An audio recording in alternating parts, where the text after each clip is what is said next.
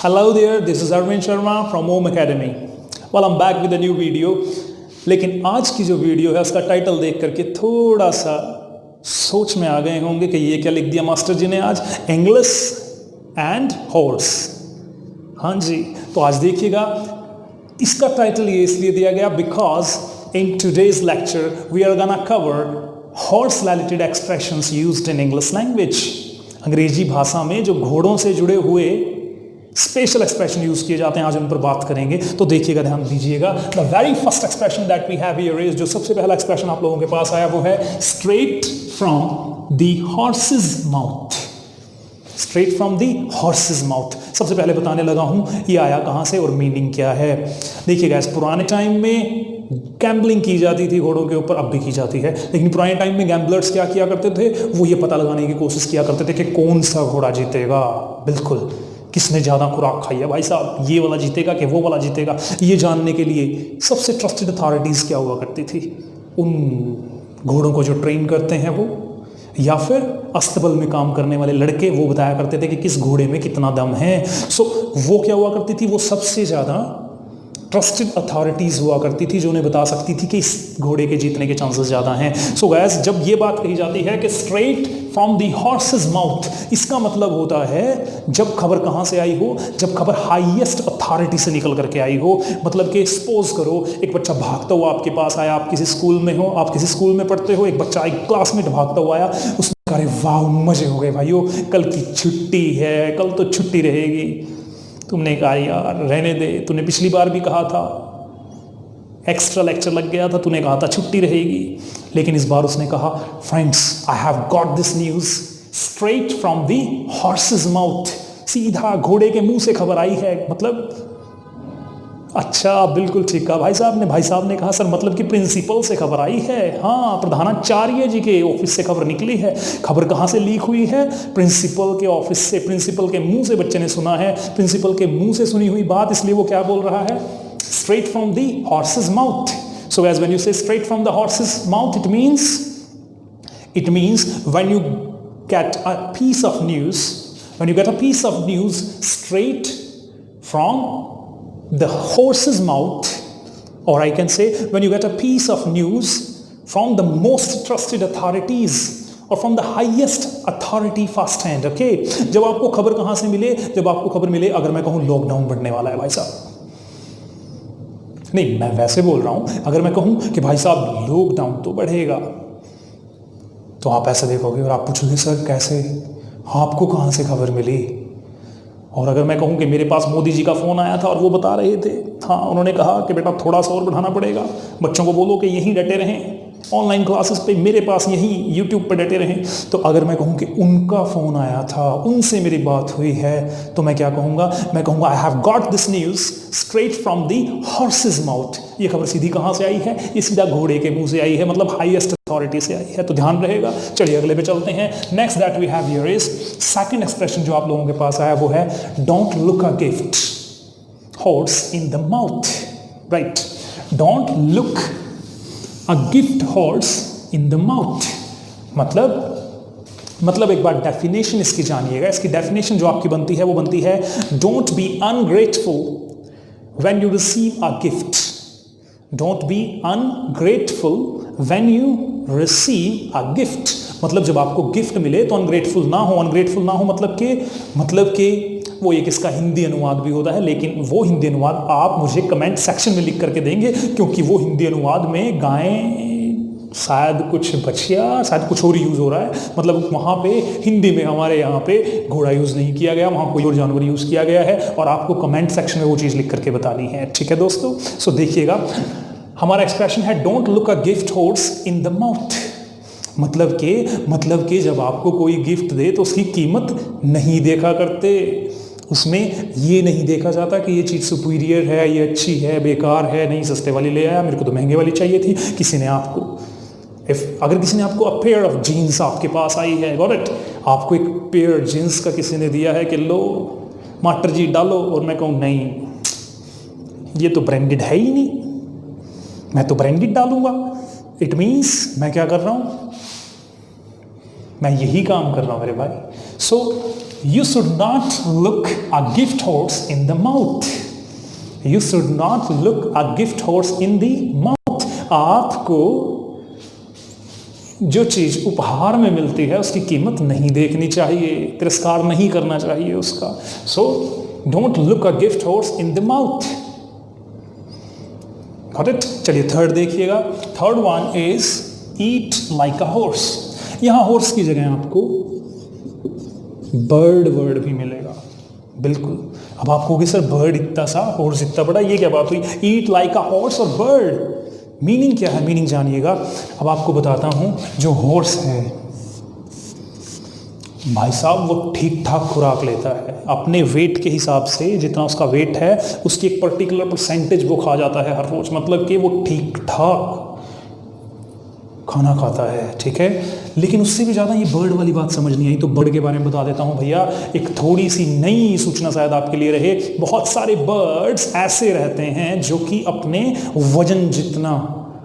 वजन जितना दाना हर रोज खा जाते हैं भाई साहब. हाँ, तो इसीलिए ये स्पेशल एक्सप्रेशन इंग्लिश में आया है. तो क्या बन गया? ईट लाइक अ बर्ड और horse.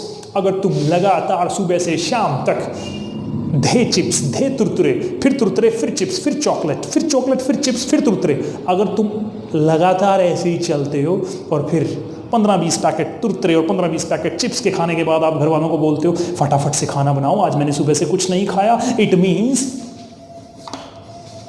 You eat like a horse और you eat like a bird. Sentence देखिएगा. Stella is skinny. Stella is skinny, yet she eats like a horse. दोबारा सुनिएगा. Stella is skinny, yet she eats like a horse. Skinny means, skinny का मतलब होता है बिल्कुल पतला, बिल्कुल यूं का. वो क्या होगा? वो होगा स्किनी. स्टेला क्या है? स्किनी है, बिल्कुल. Stella is skinny yet she eats like a horse. यद्यपि वो कैसे खाती है? एक हॉर्स की तरह खाती है. ठीक है, नेक्स्ट देखिएगा. Next one that we have here is dark horse.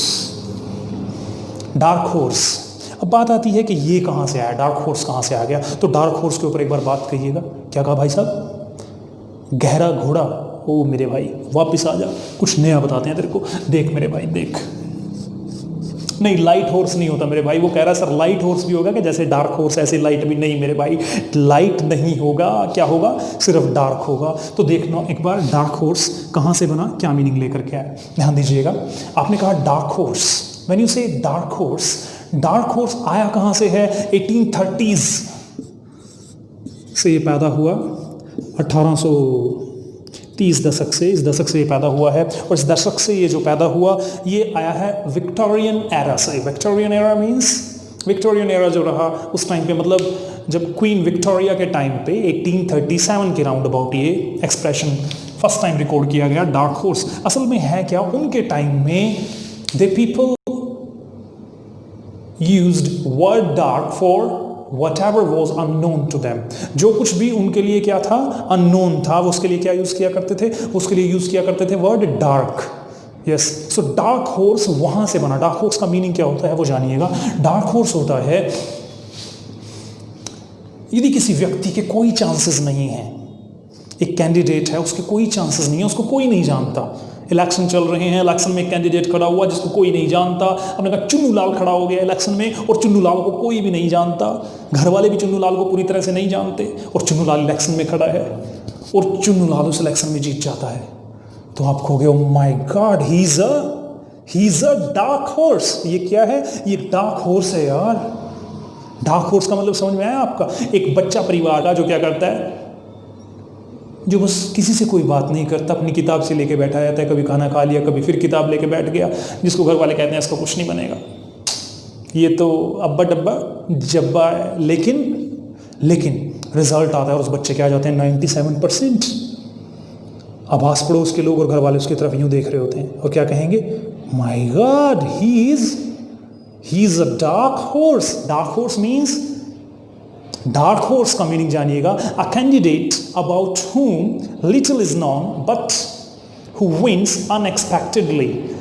एक ऐसा कैंडिडेट, एक ऐसा कंपटीटर जिसके बारे में लोग बहुत कम जानते हों, लेकिन वो सक्सेसफुल हो जाए, वो सफल हो जाए, वो जीत जाए, तो हम लोग कहेंगे कि वो डार्क हॉर्स हो गया। बिल्कुल बिल्कुल बिल्कुल सही पकड़े हो भाई साहब ने कहा। सर जैसे खट्टर फर्स्ट टाइम जब सीएम बने, हाँ जी बिल्कुल बिल्कुल सही कहा आपने, उनको कोई भी नहीं जानता था, but he proved himself a dark horse after that election. उस इलेक्शन के बाद उन्होंने अपने आप को कैसे प्रूव करके दिखाया, और during that election, after that election, क्या मतलब कि पता ही नहीं था किसी को कि ये कोई भाई भी है, ये हमारा सीएम बन जाएगा। It means he proved himself to be a dark horse. उन्होंने अपने आप को एक डार्क हॉर्स की तरह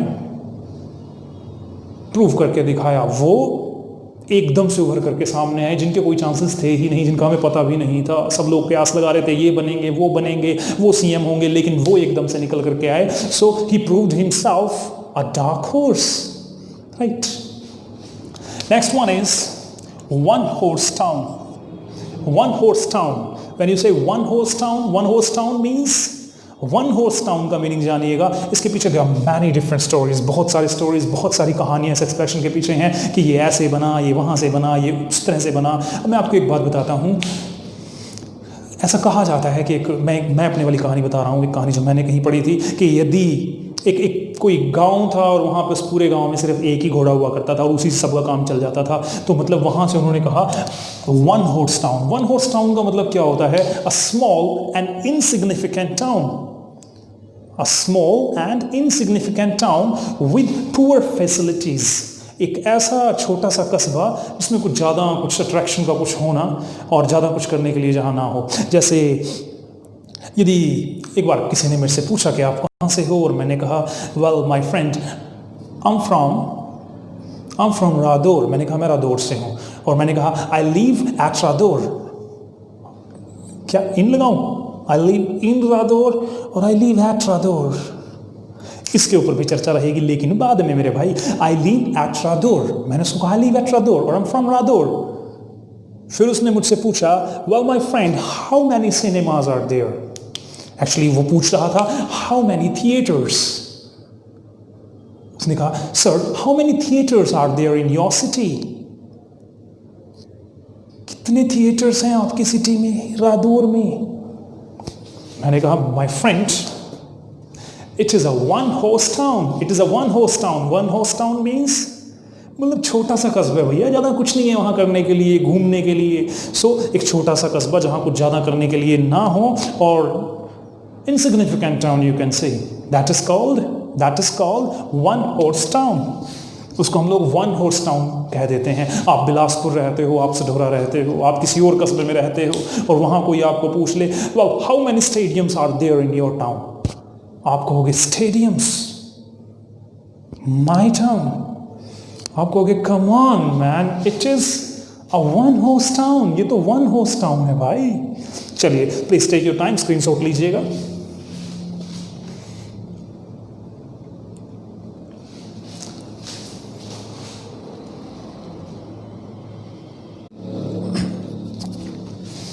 Well guys, next expression that we have here is hold your horses।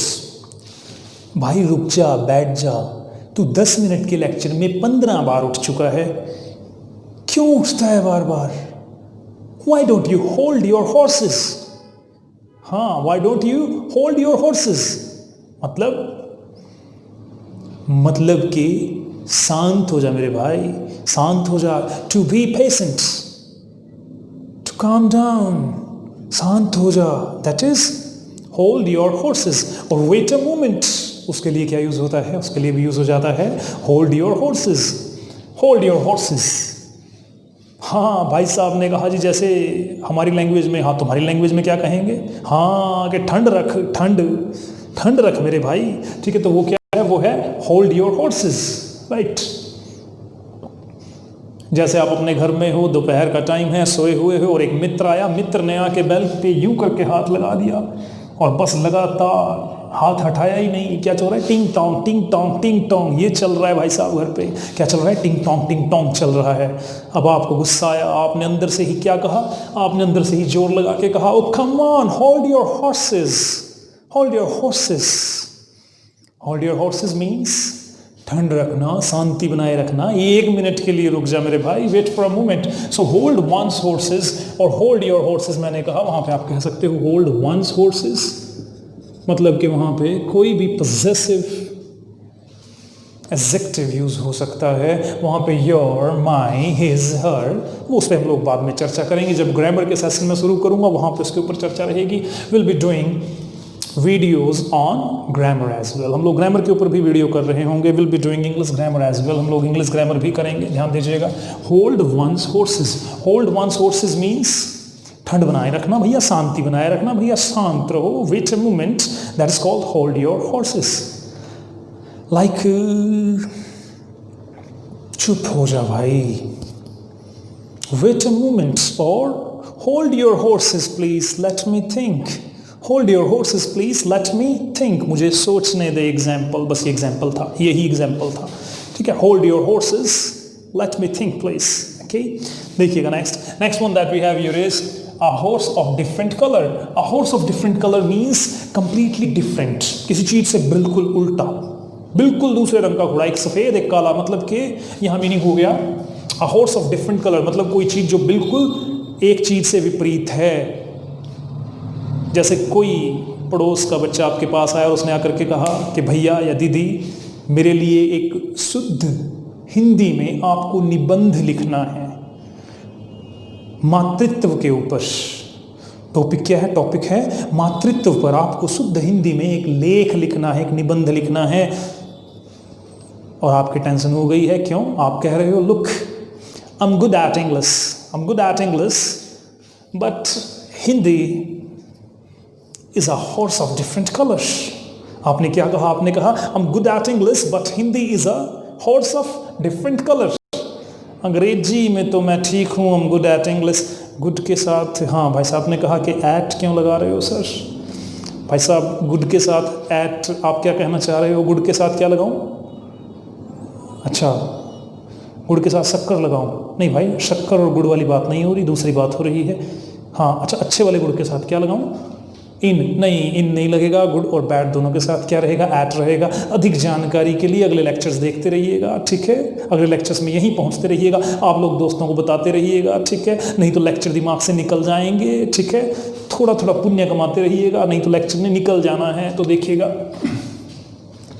A horse of different colour means completely different thing, कोई बिल्कुल अलग चीज, that is called A horse of different colors. Next देखिएगा, to beat a dead horse और to flog a dead horse. Flog का meaning आप जानते होंगे, नहीं जानते होंगे तो कमेंट सेक्शन में लिख दीजिएगा, ठीक है। बाकी बच्चे भी जान जाएंगे। हाँ, फ्लॉग का मीनिंग बताइएगा, एक सेंटेंस बना करके दिखाइएगा फ्लॉग के ऊपर। और इस पूरी फ्रेज के ऊपर, इस पूरे इडियम के ऊपर, आपको इस पूरे एक्सप्रेशन के ऊपर आपको एक क्या बनाना है? आपको एक एग्जाम्पल बनाना है, बिल्कुल। और वो कहाँ लिखना है? कमेंट सेक्शन में लिख दीजिएगा। अलग अलग एग्जाम्पल, कॉपी पेस्ट नहीं करनी है, बिल्कुल कॉपी पेस्ट मत करना। क्या करना? अपने एग्जाम्पल खुद लिखना, बिल्कुल अपनी लैंग्वेज में, ठीक है जी। तो देखिएगा, मतलब इंग्लिश में ही लिखना है मेरे भाई, अपनी लैंग्वेज में मत लिख देना। To beat a dead horse, to beat a dead horse means to beat a dead horse और to flog a dead horse. उसका मीनिंग होता है घोड़ा मर गया है और आप उसको पीट रहे हो कि चल आगे चल आगे चल आगे, मतलब कि एक ऐसी चीज पर एनर्जी वेस्ट करना जो कि इम्पॉसिबल है, जहां से कोई रिजल्ट नहीं आएगा। फाइन भाई, सीरियस मत हो, वहां मत जा। मैं वहां के कॉन्टेक्स्ट में मैंने बात नहीं कही थी, तू तो कहीं और चला गया। तुम यहाँ हो, आत्मा निकल गई है, आत्मा कहीं और चली गई है, आत्मा को भी वापस ले आओ। हाँ हाँ, अब तुम ठीक हो, अब ध्यान यहाँ पे दो। बात चल रही है to beat a dead horse, to beat a dead horse और to flog a dead horse. मतलब कि डेफिनेशन देखिएगा, to waste time by trying to do something which is impossible. To waste time by trying to do something which is impossible, that is called flogging a dead horse or to beat a dead horse, right? Next देखिएगा, next one that we have here is get off your high horse. Get off your high horse. पुराने time में जो ऊंचे वाला घोड़ा होता था, उस पर ऊंचे ऊंचे घोड़ों पे जो बैठते थे, उनको बड़ा अलग ही नज़र से देखा जाता था कि वाओ, ऊंचे वाले घोड़े पे कोई बैठ के आता, उनकी शान हुआ करती थी भैया, ठीक ठीक है। लेकिन आज ये जो एक्सप्रेशन यूज किया जाने लगा है, get off your high horse, इसका मीनिंग होता है कि थोड़ा सा जमीन पे आके देख हालात क्या हो रखी है, ठीक है ना, हालात देख यहाँ क्या हो रखा है, ठीक है ना, हालात का जायजा ले जमीन पर आके, मतलब हवा में मत उड़ भैया, जमीन पे आ जा, इस ऊंचे वाले घोड़े से नीचे उतर के देख। व्हाट आई मीन टू से इज, किसी नेता ने बोल दिया कि अरे नहीं भैया, मजदूर तो बिल्कुल ठीक हैं, वो तो अपने घर पहुंच गए हैं, सब मजदूर अपने घर ठीक ठाक सही सलामत पहुंच गए हैं। अब उसने तो अपने ड्राइंग रूम से बैठ के, ठीक है, मीडिया वालों को बता दिया कि भैया ऐसा हो गया है। लेकिन आप क्या कहोगे? आप उसको कहोगे sir get off your high horse please, कृपया इस ऊंचे घोड़े से उतरिए और रियलिटी को देखिए। ठीक है जी। तो मीनिंग क्या हुआ? मीनिंग है to stop behaving as if you were superior to other, ऐसे बिहेव करना बंद करना कि तुम दूसरों से सुपीरियर हो, राइट। कोई ऐसे बिहेव कर रहा है कि मैं दूसरों से सुपीरियर हूं, तो आप उसको कहोगे come on, you should get off your high horse because the entire world is suffering from pandemic. पूरा विश्व महामारी से जूझ रहा है और आपको भी इस तरह का रवैया छोड़ करके क्या कर देना चाहिए? आपको भी अपने हाई हॉर्स से नीचे आ जाना चाहिए। Okay guys, that's it for the day. जाने से पहले एक बार फिर से आप लोगों को कहना चाहूँगा कि ये लाइक का बटन दबाना ना भूलें, सब्सक्राइब करना ना भूलें और भैया शेयर करना तो बिल्कुल भी ना भूलें। आप शेयर करने में कंजूसी कर रहे हो और कंजूस लोग हैं नहीं, कंजूस लोग मेरा लेक्चर नहीं सुनते, बिल्कुल मेरा लेक्चर बड़े दिल वाले लोग सुनते हैं, इसलिए बड़ा दिल दिखाओ और शेयर करो, लाइक करो, सब्सक्राइब करो। Bye bye, take care. And one more thing guys, आज का होमवर्क एक बार दोबारा से सुनिएगा। सब लोगों को कमेंट सेक्शन में to beat a dead horse plus dark horse, इन दो एक्सप्रेशंस के ऊपर सेंटेंसेस बनाने हैं जो कि आप कमेंट सेक्शन में लिखेंगे। Alright guys, bye bye, take care.